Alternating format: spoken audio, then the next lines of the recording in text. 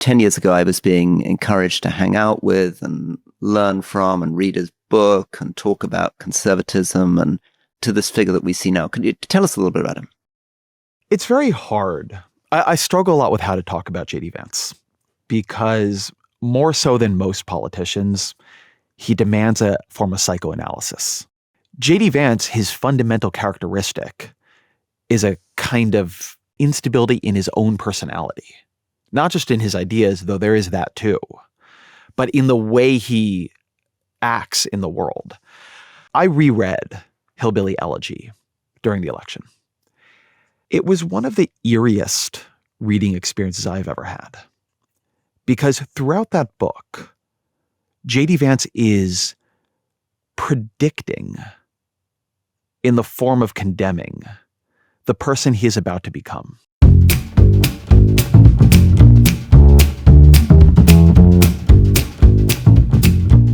Welcome to The Rest is Politics, leading with me, Alastair Campbell.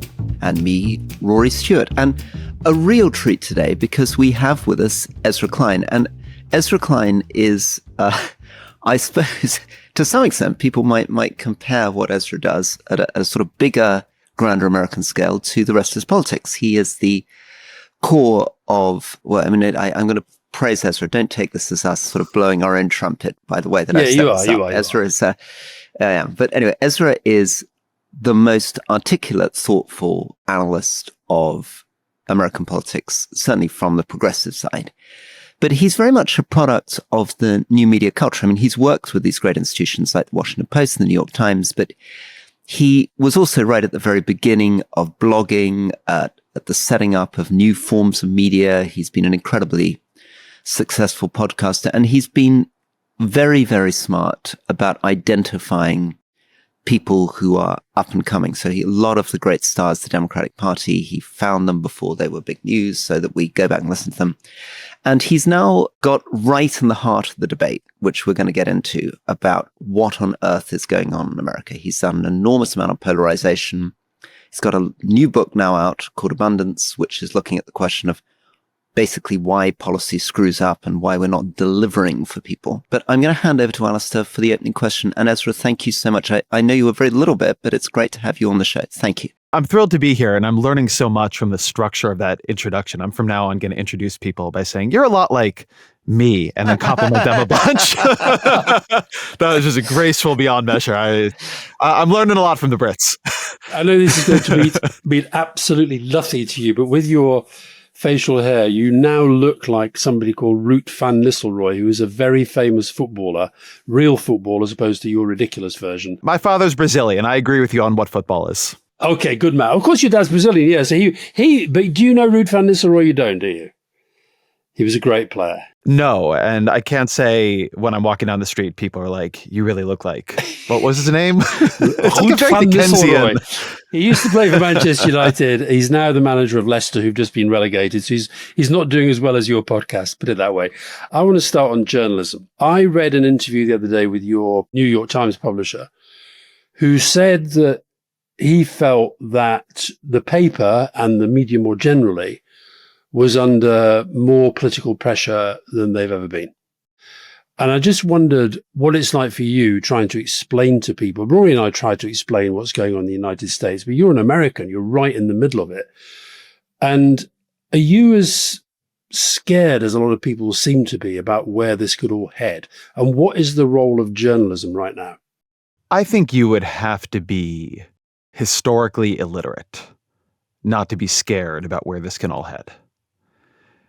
You have a administration that from the moment it entered office has not just acted lawlessly, though it has done that, but has acted with its central organizing principle being to collect leverage wherever it can find it, and then use that leverage on those it perceives to be its enemies or even those it understands to be its friends, but it worries might be disloyal friends.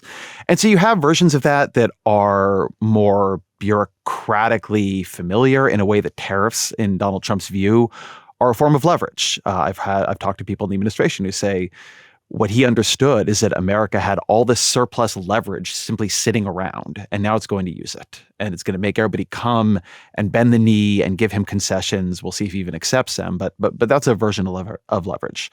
But you have Eric Adams, right, where he was under investigation for political corruption, and they basically came to him, or he went to them, whichever way it went down, and tried to cut a deal. We will keep you safe from prosecution as long as you stay in our pocket. You see what they're doing with ICE agents and the picking up of basically random people to inspire fear over what anybody with a green card can say in this country. You saw the pressure they've put, the defamation suits, et cetera, against media organizations.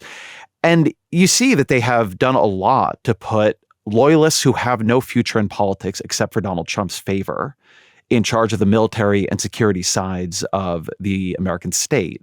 So you have Kash Patel at the FBI, you have Pete Hegseth at the Department of Defense, you have Tulsi Gabbard at the DNI. And I think if you put all this together and you look at what kinds of leaders Donald Trump himself respects and what kind of power he himself wants to wield, you have to accept the reality that somewhere on this bell curve, this probabilistic world we live in of possible outcomes, are outcomes we see in other countries all the time, where the ruling regime tries to break the press over its knee. I don't really even know what to do with this feeling, but in some ways, I have this sneaking fear, like something, that one of the few things that might save the American political system is that Donald Trump has a completely insane view of global trade and macroeconomic management. And rather than building the political capital he would need to destroy American institutions, he is going to spend it all on an insane trade war, drive himself into horrific unpopularity, drive the economy into recession, and give back a lot of power to the opposition, which can then begin to curb his actions. But that is not an unbelievably comforting theory of the future, and it's not the only possible timeline we might be living in. Are you scared for yourself and your colleagues? Yes. Because? I don't think this is the most useful thing for me to be talking about because it's talking about speculation and hypotheticals.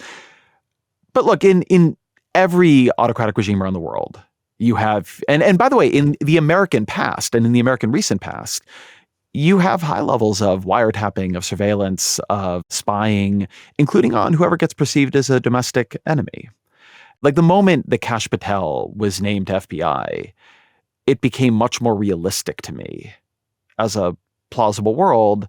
The things that I or my colleagues say might be spied on, might be surveilled, might be investigated. Again, Richard Nixon tried things like this. You don't need any gigantic historical jumps. It is, I think, often a function of American naivete that we consider this so outlandish, even though it is true in our country within living memory. And it is true all across the world all of the time. I don't really know what to do about it. If the FBI wants to turn the force of its powers against, some schmuck journalist somewhere, it's going to be able to do that. But yes, I worry about it. I don't see how you could not.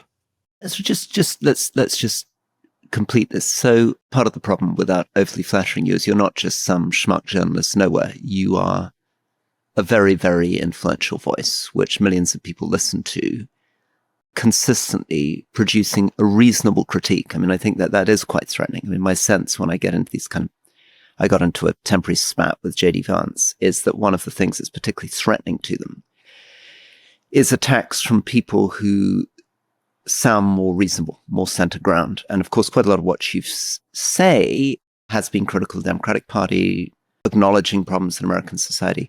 So I imagine it may be quite tempting for them to make an example of somebody like you.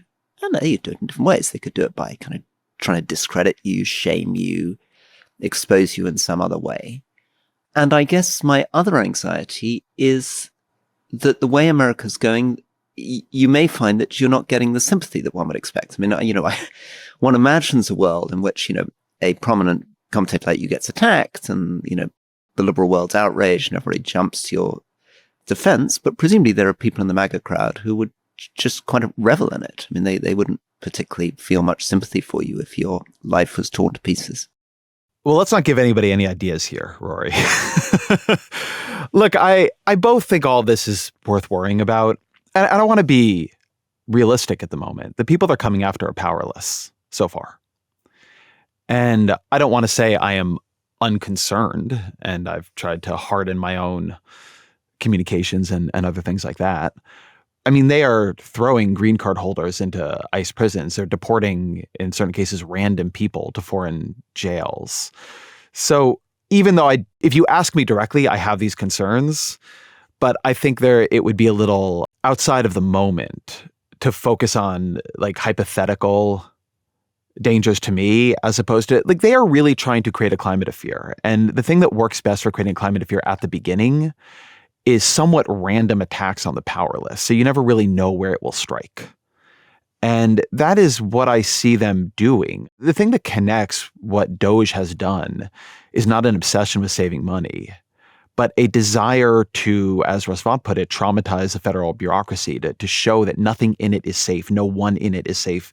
There are no civil service protections. If you've ever uttered the word diversity in your life, you can be torn out of a job you've spent 20 years in and cast out into the street. And, you sort of go through what they're doing to universities. I mean, everything they are doing is trying to break power centers and take them over. The press in America has more protections than most power centers. We do not take, at the New York Times, money from the federal government. So we have distance from them that, Columbia University, although I don't think they've covered themselves in glory here, does not. Although I do wonder, what are all these endowments for, if not to give you a bit of independence in a moment like this? Like, what you're sitting on, Columbia specifically is sitting on an endowment that went in a year, last year or the year before, from 13.6, I think it was, billion to 14.2. I might have these numbers off by a decimal point or two. It went up by hundreds of millions of dollars with them doing nothing. Like, what is all that for? If not to say in these moments, we have independence here. But you see it with the law firms, they're looking for where they have leverage. They have the most leverage where they have funding. And so they're using that. They are weaponizing every dollar the US government spends or controls against anybody they can, from other countries to, and then ICE has leverage over green card holders. So I worry about all this. I think that the possible set of worlds we could live in is one where you begin to have the FBI used as it was under Hoover and used to sort of try to compromise people. But I think it's also important to stay in the thing that is happening in front of us right now, because it is here, if they are able to succeed in the set of plays they are making right now, that will give them the confidence and give them the strength to move on to harder and more dangerous ones later. It's one reason I've been very disappointed by how many players in civil society have bent the knee and gone and done pay-to-play moves with them, because every time they do it, they make it harder for the next person. And all these people at the top of the heap in American life should have a little bit more courage and, in my view, patriotism than that. Ezra, can I just develop that? Because that is something that surprises me. I was talking to a friend who's a deep American analyst, and he said, don't worry about Trump. America is this unbelievably vigorous, rebellious society. And this is a society which will not accept this. The real risk of America is not compliance with Trump. The real risk is, civil war, as Americans will resist. But actually, from a distance, what we've seen is Columbia University not standing for its academic freedom, but apparently humiliating itself and saying, okay, you're going to take our money away, so we'll concede. We haven't seen Republican senators and congresspeople over the last 8 years coming out against the president in a way. My conservative colleagues in Parliament did ultimately turn against Boris Johnson, resign, bring him down because they profoundly disapproved. What's going on here? I mean, how is it possible that this society that is so defined by kind of liberty and revolution now has these weird things like, what Bezos is up to with his newspaper, what Columbia's doing, what these Republican politicians are doing?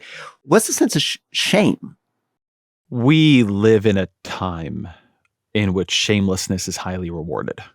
What is Donald Trump if not shameless? What is Elon Musk if not shameless? And I just don't agree with your deep American analyst's perspective on the American psyche, certainly not in 2025, but not over history either. Americans have obeyed or accepted all manner of intolerable realities. and they have supported all manner of terrifying violations of other people's civil liberties and freedoms. What they don't like is when it comes for them. That, again, is why the tariffs and the global financial panic that Trump is sparking is an important player here, because one of the ways that autocracy can triumph is if it acts in the background of people's daily lives. It is not affecting them until it's too late for them to do anything about it. But right now, Trump is using the power he has to affect them, which is going to create a lot of resistance and a lot of anger because people don't like seeing their 401ks go down. So the fact that he is pairing his attempt to wield ultimate power with a policy meant to inflict pain on ordinary Americans is one of very few things that could connect the plug into the socket there and create the level of resistance I think we're going to need to see and weaken him in a way that further institutions are not going to want to line up. But it is just not the case that we always resent or resist tyrannical impulses. In terms of Trump 2 versus Trump 1, which I think you're getting at something a little bit different with that, with, say, Jeff Bezos.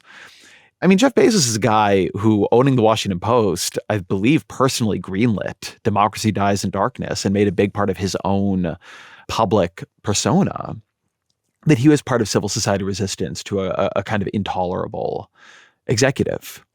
And then come Trump 2, he's out there dining with him, and Amazon Prime is bidding $40 million to Melania Trump. You know, I think, what was it, twice or three times what the next highest bid was, or 2/3 more, or something like that.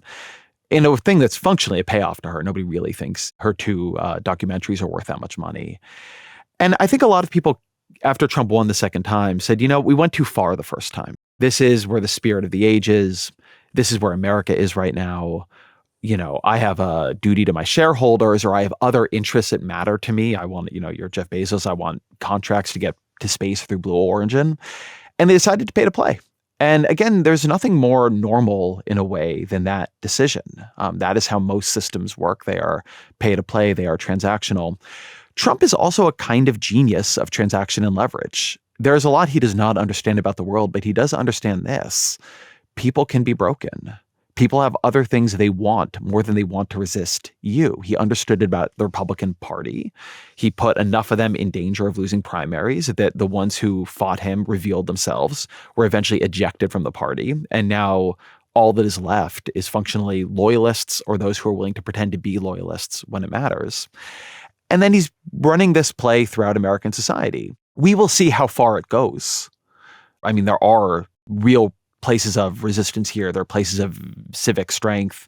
And there's also a reality that Trump is not as powerful as he pretends to be. He is an unpopular president who is driving himself further into unpopularity. He is a lame duck president. He is running an administration that is quite inept in a bunch of different ways. And he is going to endanger the careers of many of the Republicans he is currently relying on their support come the midterms. I mean, it was very telling.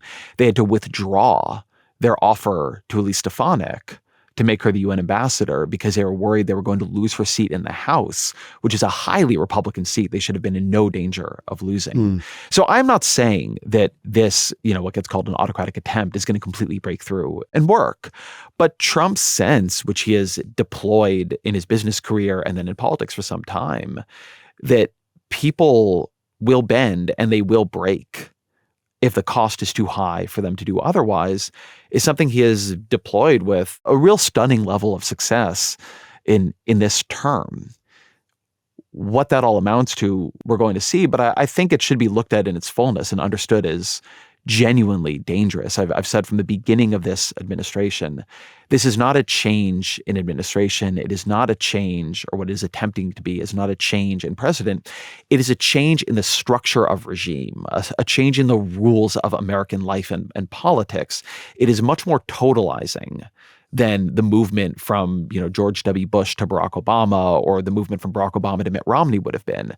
Those would have changed ideas. They would have changed personnel. They would have changed the president.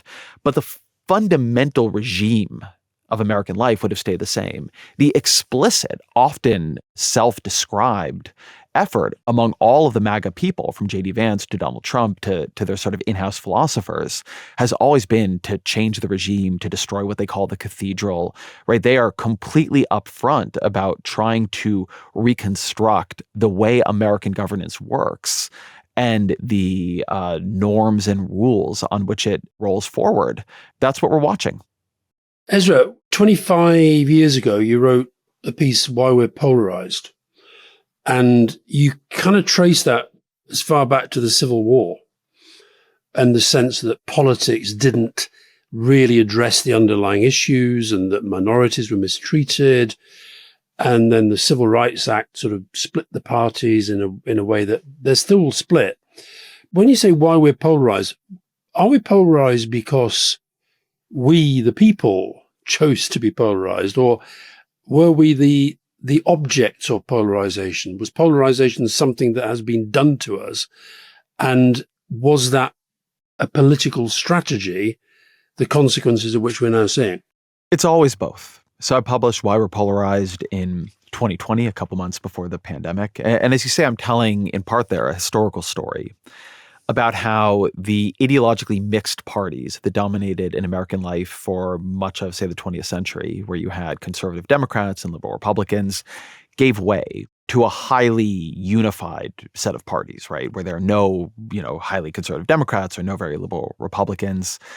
But the thing that I try to describe in that book, unlike my new book, Abundance, that book is an effort to create a model of politics. It's not a book, it's not normative, it's descriptive. And I'm trying to show how a particular mechanism works. And the thing that I am trying to show is that when the mechanism of polarization takes hold, it is a process of ricochet.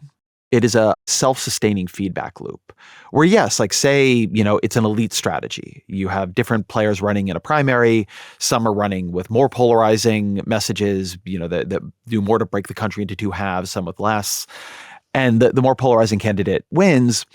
But then that candidate is also in a relationship with a base that wants something very specific from them. And they need to keep offering that up, or they face challenge from people even further to their right. Or if you look at it in the media, you have something like Fox News.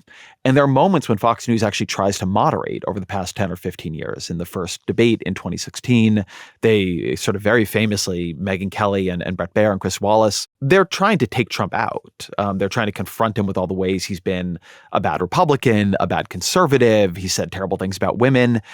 And Fox News loses. And in trying a couple of different times to take on Donald Trump, they can always lose market share to something they created on their right. Fox News, in showing how big of an audience there was for a truly right-wing propagandistic outlet, creates things like, the One American News Network and Newsmax that are always out there ready to pick up anything that Fox News leaves on the table.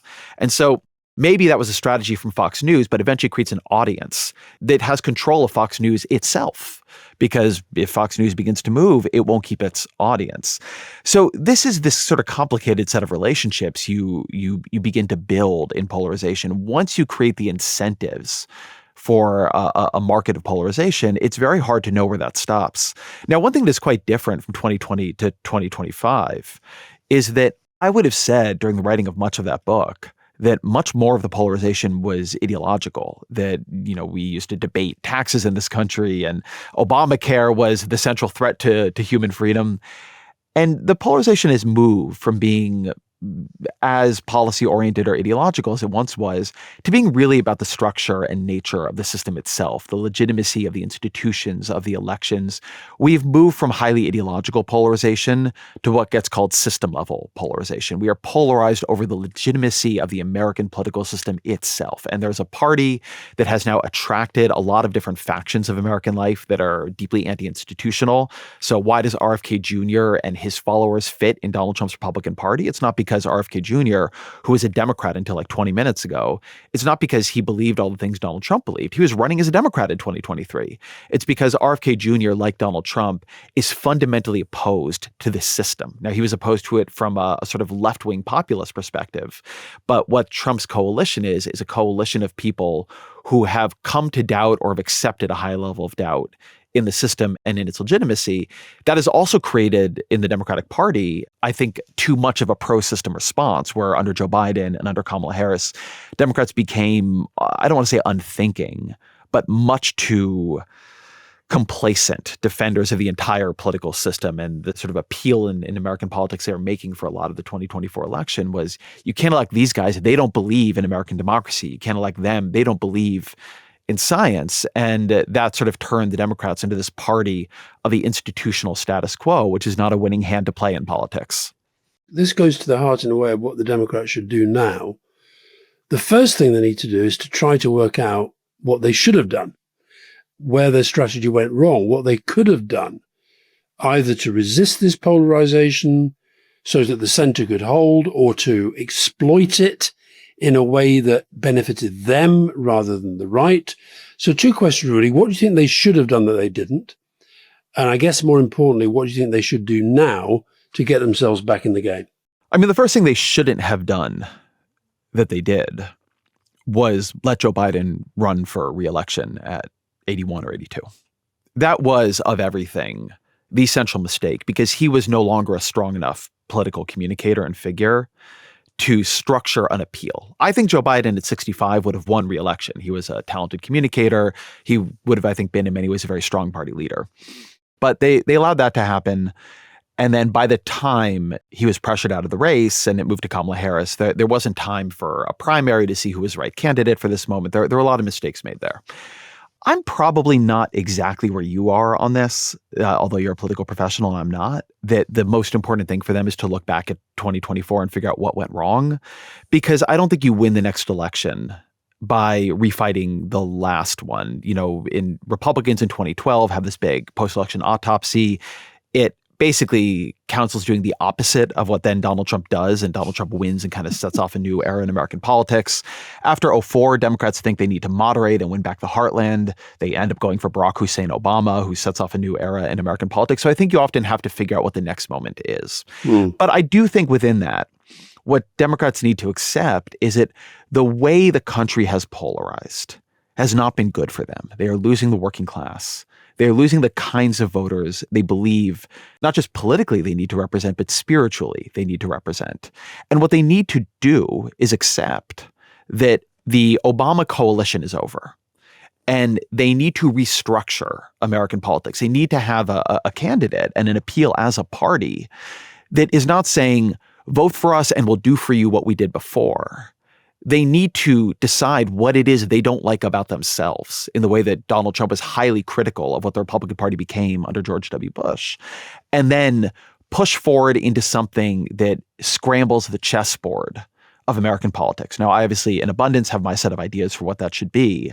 And I'm doing this in trying to find the right people to come on my show and talk about politics right now.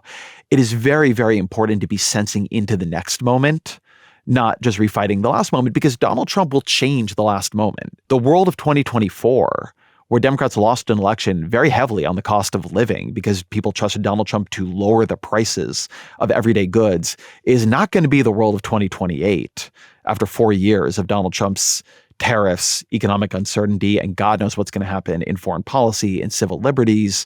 You know, you can't refight the last war. The next one is going to be so different. One of the challenges that confuses me is obviously when Trump won in 2016, there was a huge effort of analysis and panic by people on the center and progressive left. And they put a lot of energy into thinking through what it was. And, you know, people would read books like Deaths of Despair. They'd worry about opioid crises. Jake Sullivan, coming in as a national security advisor, starts thinking about a foreign policy for the middle class. Biden obviously has an idea that he's going to bring blue-collar workers back. They try all this stuff. Now, maybe not very well, Ezra, and maybe you can explain why not very well. But there's no doubt they were trying. It wasn't that they were totally immune to the fact that a populist had won the presidency and they needed to somehow have a message that resonated more. And so what's going on there? What didn't quite work? What was wrong with that analysis? Or maybe right enough about the analysis to win in 2020, but not strong enough to win again in 2024? It's such a good and deep question. And I think one place to start with it is to take seriously that there were different analyses that were all being adopted at the same time. I know a lot of Democrats who now look back at what gets called the resistance in Trump's first term, and they look back on it with this sense of shame and humiliation. The resistance failed. It was embarrassing, all those, you know, pussy hats and Hamilton clips. But it worked in its time. Democrats won in 2018. They won in 2020. What didn't work was the alternative they became. And I think this has a couple different streams. So let's hold economics and blue-collar jobs to the side for a moment. there was a cultural reaction inside liberalism to Donald Trump. And it was to become roughly the opposite of what he was. Trump is masterful at creating negative polarization that pushes his opponents in the opposite direction. So on immigration, for instance, Democrats have for a very long time had a sort of three-pronged strategy to immigration that heavily emphasized border enforcement and security and used credibility on that to try to build support for immigration reform. But Trump had been so cruel to immigrants, and you had the family separations, that Democrats began treating illegal immigrants as almost a marginalized, protected class. And, so you had in the 2020 campaign these sort of fights at the debates led by Julian Castro about whether or not Democrats would all agree to decriminalize unauthorized border crossing, which was just a politically insane and lethal idea. But it reflected something broader happening, which was that if Trump was going to be this, Democrats were going to be not this. And so even though Joe Biden was one of the very few candidates, maybe the only one, but certainly one of very few who did not sign on to that idea in office, his administration allowed a huge amount of border chaos, which actually did create huge problems in the country and has been a kind of continuing point of weakness for them. And there are a bunch of things like that. On gender identity, I think Democrats are right to protect the rights of trans people, but they allowed themselves to get pushed into all kinds of edge cases around trans participation in sports. It became very symbolic in American life. You just had a lot happening, the sort of era of wokeness, which I'm not the critic of that some other people are, but it had real excesses. And it created a sense in the Democratic Party, and I was around for this, so I know this was true, that you almost couldn't make an argument for any kind of moderation because Trump had so made those positions toxic that to be anywhere near them was politically lethal. So in this period you're talking about, where Democrats are absorbing these lessons, they're absorbing some lessons that are, we need to try to sap the energy out of Trump's policies. Biden is tough on China. Biden cares a lot about blue-collar jobs. But at the same time, the cultural orientation of the Democratic Party is to represent the opposite of what Donald Trump is. If Trump is the dying gasp of white supremacy in this country, they are going to be the party that is pushing us into a post-racial, racial reckoning, Me Too, et cetera, future. And they just get very culturally out of step. So that's one thing that is going on. I don't think it's the only thing going on. Then look, they suffer, whatever you want to say about Biden's economic policies. Those policies do not bear fruit under his administration. Building things in the real world under the structure of legislation and judicial review that Democrats have helped to create in this country, they cannot do it fast enough. Even if you look at the infrastructure bill, which he passes in his first year in office, the projected average date of the road work in that bill is 2027. None of that is happening really on Biden's watch. And then there is inflation. And you all know this story overseas better than I do, but inflation is a global phenomenon. It is battering incumbent parties all across the world. The American Rescue Plan makes it a bit worse, but I think worse than that is that the Democratic Party under Biden never makes a strong pivot into cost of living. They're sort of still a little bit trapped in theories that they had in 2020, and then in a changed reality in 2022, in 2023, Biden, who's by then a very weak communicator and very focused on foreign crises in Ukraine and then later in Gaza, is not able to reposition the Democratic Party for what the economic problem of that era is, which is cost of living has become out of control in a straightforward way with goods, and then out of control in a broader way with a sort of affordability crisis in housing and healthcare and education, et cetera, that's been gaining steam for a long time. Ezra, you said there that one of the things that you do on your podcast is you get people on who are talking about the future of the Democrat Party, and you mentioned the importance of an individual emerging. Have you spotted anybody that you think might be that person that can do today what Obama did when he sort of emerged?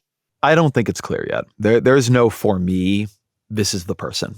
One thing I'm trying to do, and to put some flesh on that, I am trying to find voices that feel to me like they are grappling in an honest way with this moment, not running on the fumes of the past moment, not giving me the talking points. Every time a Democrat comes out, and I'm not saying it's not good messaging, they got to do what they got to do.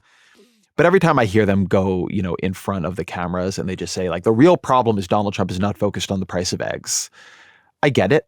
I get why it polls well. I get why they're doing it. but it does not feel true either to what they're really worried about or where the country really is. Look, you both know this better than me, so I feel weird saying it to you, but great politicians weave something new out of the threads of the moment that they are in. And you can tell the ones who are doing it, the ones who are thinking aloud in real time and trying to work their way to a new narrative of where the country is at that moment in its history. Look, I can tell you people I think are doing interesting things right now. Give me some of that. Like, I think Cory Booker's long filibuster, right, breaking the record from Strom Thurmond and Ted Cruz before him, was an interesting attentional play. Booker, to me, has always been a very interesting politician. And one of the reasons he's an interesting politician is he's a genuinely good and moral person, which a lot of them aren't. Or at least it is not the front of mind thing for a lot of them. And in 2020, in a year when Biden had taken up the moderate lane, so there wasn't really room for others like this, Booker was in that scrum with this idea of the politics of love and tolerance, or beyond tolerance, I think as he used to put it, fellowship. But I don't think he was ever able to define what it was he was talking about. The moral impulse was there, but the practical outcome of it wasn't. And I'm watching him in real time try to grope towards what that might look like at a time when the country's bonds of fellowship are going to be much more frayed or shattered than they have been at other times. But, if you look around, like who's in, interesting positions, Pete Buttigieg and Wes Moore and Josh Shapiro and Gretchen Whitmer. I mean, it's the list everybody knows about. I have not seen the person who looks to me yet like they're standing up and finding their footing in the moment, but I don't think it would happen yet. I mean, it hadn't, when we were at this stage in 2005, Barack Obama wasn't Barack Obama yet. He wasn't running for president, and it was considered a little bit ridiculous to say that this guy who got elected a year ago, less actually at that point, would be running for president. I think we're in the rhythm right now of opposition, not alternative. And the key figure, I think, of 2006, not of 2008, was Rahm Emanuel. And this sort of recreation of a Democratic congressional majority that could block George W. Bush. And you didn't do that by coming to one theory of what the Democratic Party was. Emanuel's genius and that of the other people working on elections at that time was to go out and do relentless candidate recruitment of people who fit their own districts or their own states in very different ways than maybe the National Democratic Party would have done if it was all being, chosen by a central command of highly ideological liberals. So I always think, and this was not Emanuel, this was at the Senate side, but the recruitment of Jim Webb in Virginia, who, had served as Secretary of the Navy, I believe it was, under Ronald Reagan, who was a very sort of Scots-Irish, warrior type, had very unusual views for a Democrat, but ran against George Allen, who then was considered a possible presidential contender, and won that election in Virginia to give Democrats the Senate majority back. And so the period we're in is a period, I think, of building a Democratic Party that reflects enough of the country to wield congressional power again. After that, you'll begin having the real fight over who is the individual who is able to weave something singular out of that pluralism. Ezra, Jim Webb triggered me to think about JD Vance because bizarrely, as this sort of conservative who'd been briefly in the military and then the foreign service and came from a more sort of romantic traditional vision of conservatism, there was a sort of attempt to kind of bracket Jim Webb and JD Vance as kind of visions of kind of more thoughtful, historically informed conservatism. And now we have this new JD Vance. Can you sort of give us a sense of this guy? How did he go from being somebody who, 10 years ago I was being encouraged to hang out with and learn from and read his book and talk about conservatism, and to this figure that we see now? Can you tell us a little bit about him? It's very hard. I struggle a lot with how to talk about JD Vance because more so than most politicians, he demands a form of psychoanalysis. Jim Webb had been Jim Webb for a very long time. He had thought through on a very deep level his ideas and who he was, and he had been highly stable. JD Vance, his fundamental characteristic is a kind of instability in his own personality. Not just in his ideas, though there is that too, but in the way he acts in the world. I almost did a big piece on this during the election. I decided not to. But I reread Hillbilly Elegy during the election. It was one of the eeriest reading experiences I've ever had. Because throughout that book, JD Vance is predicting, in the form of condemning, the person he is about to become. That book is brutally, relentlessly critical of the way that the communities JD Vance comes from have reacted to the world.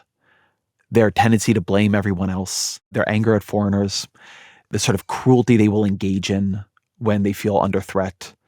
Vance talks about it again and again. He gives example of it again and again.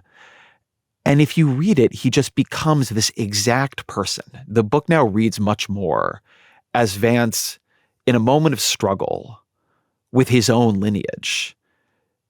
And at that moment, given what he wanted to do in life and who he had become, and having gone to the Ivy League and, working at a VC firm, having come to this view that he has ascended beyond his own roots, right? He's not going to become this kind of person. And he's looking back at this and trying to tell you how bad it has gotten.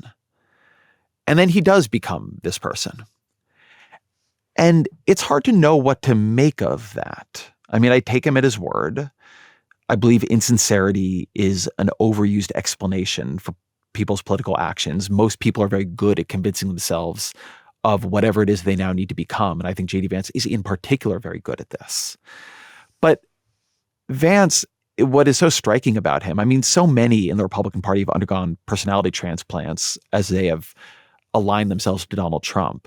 But Vance was a person who cared so much at one time about the virtue with which you accord yourself in the world. And now is just not that person, as does everybody who serves Trump, or so many who serve Trump. He delights in a sort of public attack and indecency that is just not who he was before. I don't have a view on who the real JD Vance is or was or one day will be. I am not by any means certain we have seen the last transformation of JD Vance.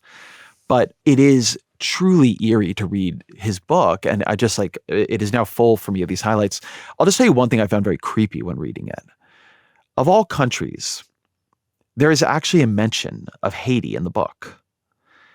And it comes at the end of Vance talking about what he learned in the military. And he just says, and it comes with no story behind it, and it comes with no forewarning, and is then not reflected upon again. But he just mentions how extraordinarily affected he had been by seeing the level of poverty and desperation in Haiti. That's it. It's like a sentence. And I'm reading this at the time that he is out there accusing, with no evidence, Haitians in his own state of eating cats and dogs. I mean, it's functionally a blood libel against them. And to go from this person who was moved enough by the poverty in Haiti to mention it in his book when it had no real place there, and then goes to being somebody who will demonize Haitians trying to escape that poverty and just earn a living. You're talking about something deeper than ideas for that to happen. I guess the only last thing I'll say in this very long answer is the thing that there's so many things that upset and anger me about the Trump administration and the effect Trump has on the world. But the way he has persuaded so many in his coalition to embrace a politics of public cruelty, I think it is very telling that the official White House X account has adopted this 4chan-like celebration of mimetic cruelty. So they have, immigrant ASMR, and it's the sound of the manacles and the arrested immigrants dragging on the floor. Or when there was that day on the internet when people were using the new release from OpenAI to create, Studio Ghibli-like memes.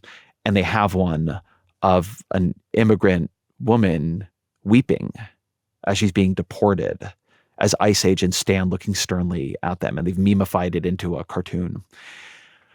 When you crush that part of yourself that knows that that is wrong, you've crushed something really important, speaking of shame, a really important guardrail between you and a descent into a kind of inhumanity.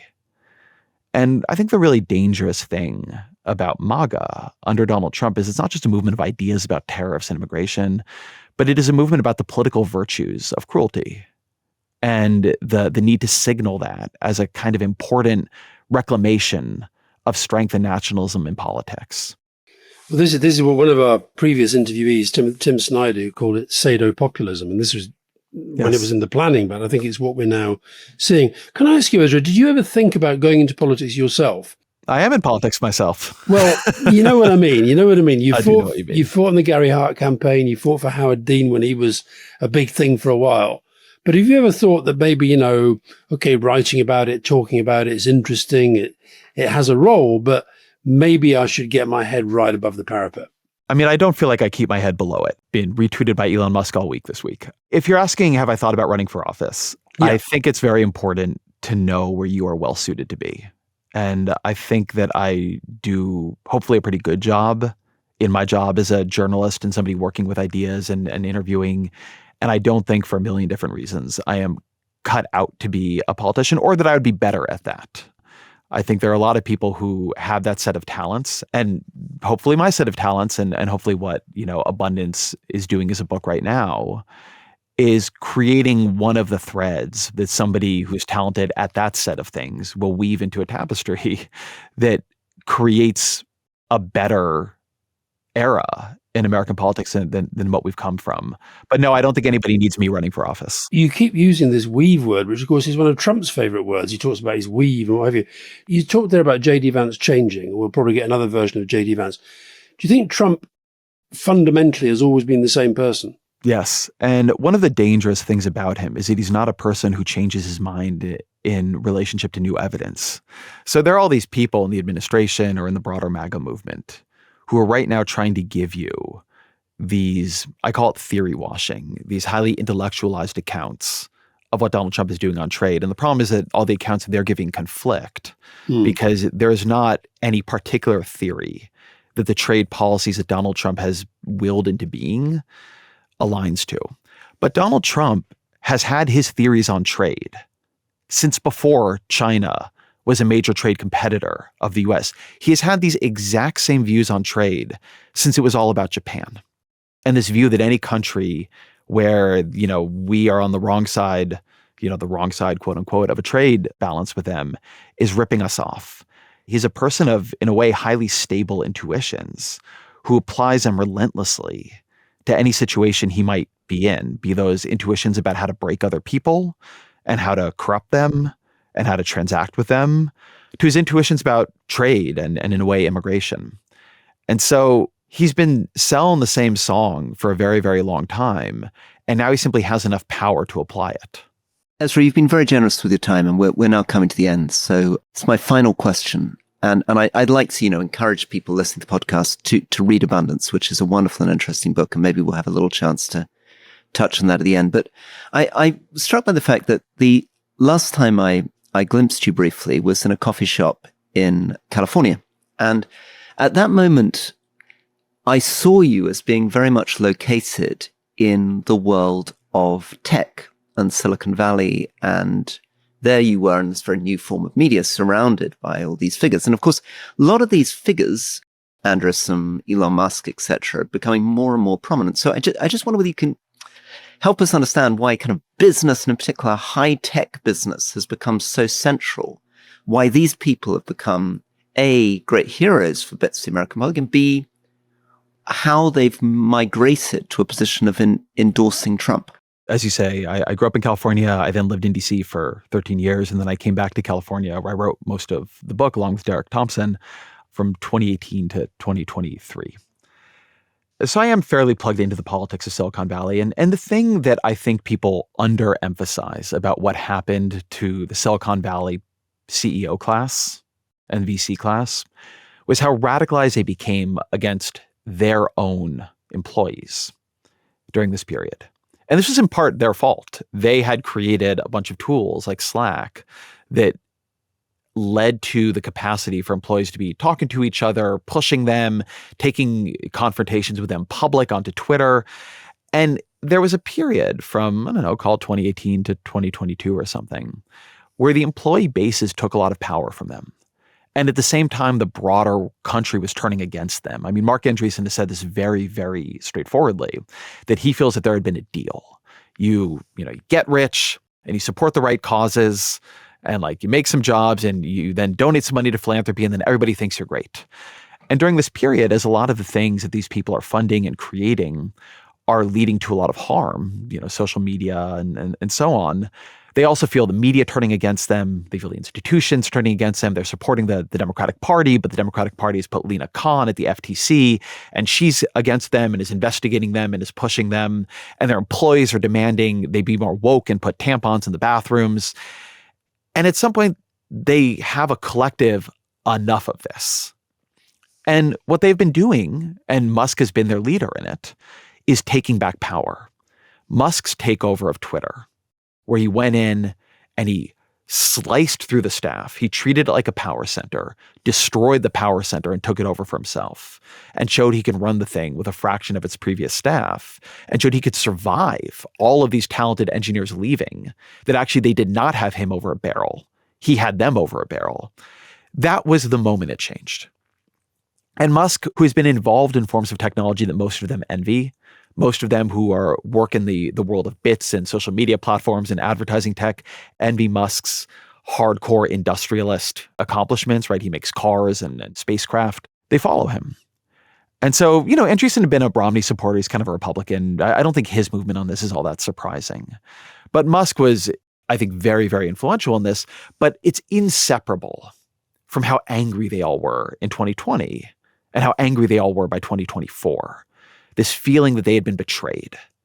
They had treated their own workers like they treated them better than they felt any workers had ever been treated before. They got slides and candy and lunch at the office, and here they were facing revolt after revolt after revolt. They had supported the Democratic Party, but the Democratic Party didn't like them anymore. The media was against them. Everybody was against them. It wasn't really just that they were being taxed or investigated, but they were being deprived of the thing that they were supposed to have, which was social capital. And so then when somebody comes along and says, the whole problem with this is that the people who are fit to rule have been deprived of rulership. And we're going to bring back into vogue in America, not just a politics, but a culture of strength and masculine virtue, a recognition that there are the masters of the universe and you are them. It becomes very attractive. And Trump is a little bit during the campaign, for many of them, I think quite wrongly now, they see, or some of them see, but Trump is a bit of a blank slate you can project that onto. And then, he stands up after the assassination attempt and he pumps his fist in the air, and a lot of them turn. But whether they will stay there as Trump destroys the global economy, tariffs their products, I don't know. I think that they were there for their own reasons, not his reasons. They weren't hardcore MAGA. They began to see Trump as symbolic of masculinity and strength and virtue, and a sort of reassertion of a hierarchy in American life that they believe to be a better one. And now that he's doing his own thing, I'm not sure how many of them are going to stick around for it, but we will see. Ezra, I go swimming every morning, and I swim with a guy called Jim Down, who's an intensive care doctor. And he's always asking me what Rory and I are going to talk about. And then he tells me what he thought about what we said and who we're going to interview and blah, blah, blah. And he said to me, who's your next interview with? And I said, Ezra Klein. And I've never seen him so excited. And he said, I love Ezra Klein. Ezra Klein just explains everything so clearly and da-da-da-da-da-da. So I said, okay, give me one question for Ezra Klein. And he said, well, if you want to be really cheesy, say to him, give me your 3 book recommendations. So my final question, Ezra, is give me 3 book recommendations. So I'm going to tell you just some things I've been reading and that have been useful for me. So I've been reading Wolf Hall by Hilary Mantel, which is just an amazing book that I simply had not read. Right. Can I just tell you a story, Ezra? She did an interview trying to explain to a modern reader the sense of the hero. And she said, imagine Alastair Campbell with an axe. Oh, see, there you go. So Wolf Hall, which now I will picture as you with an axe, is a sort of amazing book. It's a book about power, right? And it's an interesting book to think about right now. It's about power and somebody who is serving a somewhat mad king in power. Along that, I've been reading Ada Palmer's book, Inventing the Renaissance, which is sort of the same time period, which I happened to pick up because I did an event with her, but it's just a fantastic book. And it's helpful, I think, right now to throw your mind into other eras. Yeah. And I've been reading Walter Lippmann in the American Century, which is a sort of great biography of, Walter Lippmann, the great sort of mid-century American opinion writer, but through his eyes and through his actions, a lot of the way American politics was transforming mid-century and transforming as it went through this period, running from, pre-World War I to modernity. So I've been trying to be a little bit connected to history at the moment, because I think trying to see this moment from this moment is almost destined to fail. Yeah. You need to recognize or to force yourself to see that the range of outcomes is very, very wide. The range to something we were talking about earlier of what Americans or just human beings will accept is insanely wide. And the boundaries that you might think exist for what can and cannot happen do not. There are laws of physics, but there are not many laws of politics. Great to talk to you, Ezra. Thank you both. Really, really enjoyed it. Have a great day. Thanks again. Bye-bye. Thank you. Well, Alastair, what did you think? I think actually we're a bit skeptical, because sometimes your view is we want to try to avoid people who might be described as journalists. But I guess to some extent, he's like an American version of us. Well, you said that, and then went on to say how brilliant and amazing and truly stupendous he is. You're like an American version of us, Ezra.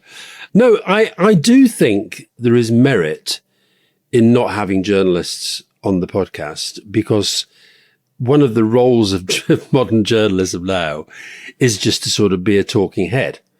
And there are too many of them. But I think that we can make exceptions when they have been leaders or are leaders in a certain field. And I think where he's a leader is in the way that he's developed what his journalism has become. So I think, as you said, he's become an important voice. And that's, to be honest, that's why I was asking about whether he'd ever thought about going into politics. It's because I can see that he would have quite a lot of skills that you might need for politics, but then he probably lacks, and admits that he lacks, some of those skills that ultimately you also need in politics, maybe you don't need in what he does now. So no, I thought he was great. I thought incredibly clever, very articulate, and he does look like Ruud van Nistelrooy. I thought actually it was quite interesting also. I was struck, just in a small way, by the sort of confidence and self-knowledge with which he's just like, I know what I'm good at, know what I'm not good at. There was another thing that I thought would appeal to you very much, which is when he said the key thing in these elections is not to think about the past, not to think about how you lost the last election, but the next one. Very much relates to your obsession with Wayne Gretzky and skating where the puck is going, and how difficult that is, because of course what happens is people are deeply involved in the last election. They go through the pain and the trauma, and sometimes obviously there are decent lessons. I mean, presumably there were lessons that you drew in 97 from what went wrong in 92 or what went wrong in 87. Yeah.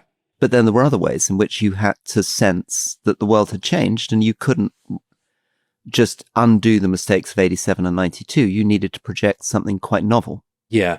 I think he slightly misunderstood what I was saying about that. I was expressing my disquiet that there didn't seem to be a real analysis of what had gone wrong for the Democrats, which I think you need to do to work out then how you need to kind of go forward. I completely got his point, though, and he's absolutely right. It's always got to be about the future. By the way, Rory, you mentioned Wayne Gretzky. You're obviously trying to sort of burnish your sporting credentials. You know that he's now been overtaken in the National Hockey League career goals record just last week. I didn't know that. No, Did you not know that? No. Oh, it's a huge story in Canada and in Russia, because he's a Russian. Alex Ovechkin. Very good. There you go. I bet you didn't even look up a picture of Ruud van Nistelrooy, did you? I didn't. No. When we're doing the rest of his hockey, we can have a look at that. Well, Mark Hardy would be good on that. Something else I thought was really interesting that he was talking about. He's obviously talking a lot about the way politics and journalism have changed. I thought that thing he said, and this is another way where he couldn't be a politician in a way, when he said that the overall effect of TikTok is that it's making us more stupid. Can you imagine if a politician said that, you're all stupid TikTok users, says Rory Stewart, Alastair Campbell, whoever it might be. But you know what? He's absolutely right, I think. And in fact, fun enough, this morning I was looking at David Brooks in the New York Times, and he's written a column which is on the same theme. He basically says, and he's got the stats and the data to back it up, that Americans are becoming more stupid. that their ability to reason, their ability to hold information. And he says that when you go through the data of educational attainment, 2012, and maybe we should plug that we've also recently interviewed, it will be coming out soon, Jonathan Haidt, he of the anxious generation who sort of blames social media for a lot of current ills. 2012 was when this dip in educational attainment seemed to start. I thought that was really interesting. And what I like about him, I guess this is what makes him really good at what he does. He does write in a very journalistic kind of way, and he sort of assembles the facts and he assimilates and what have you. But he then develops these sort of bigger arguments over the top of them. And ultimately, that's what I think means he has quite a strategic mind, which I do think you need in politics. You've raised David Brooks, who's spent some time here as one of my colleagues at Yale, and he was here 2 days ago. And interestingly, he had a slightly different analysis of JD Vance, and I wondered where your instinct was on this, and maybe we could do more on JD Vance. So Brooks's view basically is that Vance is a total opportunist. I mean, he's completely horrified because he says that 2.5, 3 years ago, Vance privately was excoriating about Trump and really kind of presented himself as a sort of conservative man of virtue who totally despised what Trump represented. Now we've had this flip. Now, Brooks's view is that this just shows you that you shouldn't believe anything Vance says, and he's just a total opportunist and careerist. Ezra Klein's views seem to be more that this is deep psychology. There's something very, very strange going on, and that you can almost read in Hillbilly Elegy that Vance is changing. And he had this idea that I thought 3 interesting psychological ideas. Vance changes, Trump doesn't change. Trump's the same person all the way through. And when it came to Musk and Zuckerberg, a strong sense that what motivated them was a sense of bitterness and anger about the way they were treated by their employees, the way they were treated by the Democratic Party, the way they were treated by the media. I mean, to what extent do you buy into this idea that a lot of this is personal psychology, as opposed to the Brooks view, which would be more, now this is political opportunism, and probably, I don't know with David, but if you were to ask him about what had happened to Musk and Zuckerberg, he'd say, listen, don't be fooled into thinking these guys are kind of deeply traumatized by something that happened. They're just looking for business opportunities and power. Over to you. Look, the short answer is, I just don't know. I was fascinated by what Ezra was saying about his rereading. I almost thought he must be a conservative when he said he was rereading Hillbilly Elegy. But of course, unlike most of the conservatives when they say they're rereading, this was a relevant rereading.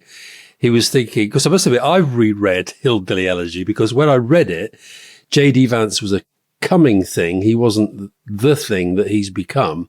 And obviously now thinks that he's going to be the next president, God help us. What I saw lent itself more, particularly with some of the commentary that's been laid over JD Vance by people who've known him a long time from his own area, lends itself more to the opportunism. I think when I read it back, yes, he was critical of a lot of the things, but I felt it was more that he was exploiting his background to lay a political platform for himself. And then he had to change other things to seize the moment when Trump came along and MAGA came along, and he obviously had to change the way that he projected his thoughts about things. So, but I don't know, because I don't know the guy. I mean, I think there's got to be a sense, I had this slightly with Liz Truss and to some sense other people who got strongly in behind Boris, that if the change is really, really astonishing and radical, as it was for a lot of those people who were very active in the Remain campaign and suddenly became aggressive Brexiteers, or were great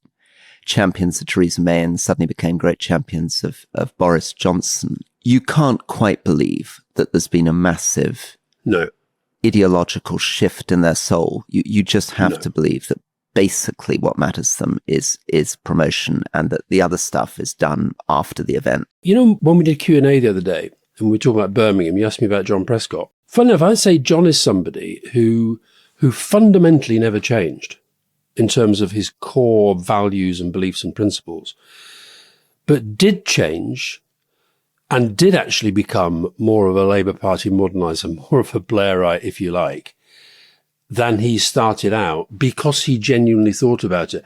And I can remember once actually downstairs here with this hilarious line when he came round and Fiona was out. I can't cook, as you know. So John said he fancied a Chinese. We went down to the local Chinese and walked in there. And they were a bit surprised to see us wander in there because I don't like Chinese food.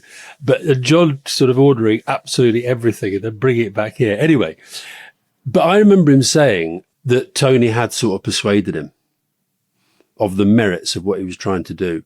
And that was the main reason why he swung in behind it, even whilst also protecting his own position as somebody who was seen as being more left-wing. So I think it's possible. But no, JD Vance strikes me as a very, I think probably quite troubled sort of person. Because I don't know how you live with yourself if you are one of those people who's just gone with Liz Truss or Boris Johnson because you think that's where the main chance is. I couldn't do that. It's very weird. So your John Prescott story, I think, is a good segue into a little bit of a plug for Ezra Klein's book Abundance, which is an attempt to basically look at what a new economic theory could be. So he basically says that, and I think a lot of listeners would sympathize, the conservatives and the progressive left are bankrupt of ideas. They don't really have a vision of how to get the economy going. We're sort of stuck in a kind of doom cycle of this world that we've had, where rising inequality, median wages stagnated, productivity not really going anywhere, and a lot of people struggling. And in America, it's a little bit hidden because on the surface, looks like there's great GDP growth, but actually, if you're on a low income, your life is really bad and hasn't improved. So his book Abundance is a real attempt to think about what it would mean to really create a radically more prosperous, equal society, and in particular, the positive role government can play in providing things like housing, access to education, healthcare, and harnessing AI and technology to do that. So not everybody will agree with it, but I think that's another thing that, along with his very thoughtful analysis of individuals, is the sense that he's beginning to lay out a platform for what change could look like. Yeah, because he was so interesting about all the other stuff, we probably didn't give him that much time to talk about his book. And let's be honest, you probably fancied an hour with us partly to flog a few copies of Abundance.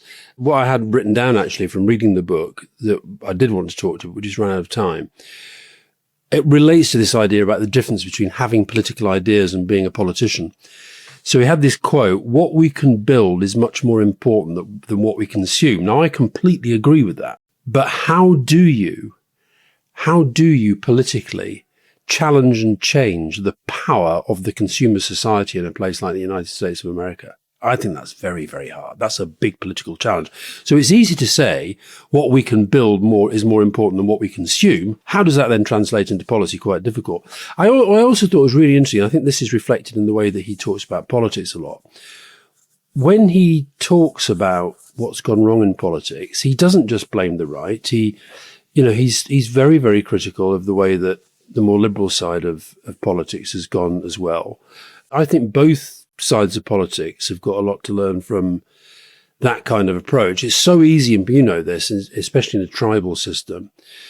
You keep making the point that Labour just thought, well, we're better than the Conservatives, so we'll come in and we'll fix everything. Because you can persuade yourself that they're just very, very bad people doing bad things, whereas we're good people who want to do good things, and therefore it'll be quite straightforward. And likewise, I think the Democrat Party are really struggling at the moment because they can't understand how they lost to this monster. They're still locked in thinking this guy's a monster. Why is he doing this now? But they should be. What I meant by analysing is they've got to work out how the hell do we lose to this guy. Okay, Rory. Well, that was great. Thank you for Ezra Klein, and see you soon. See you soon. Thank you very much indeed. Bye.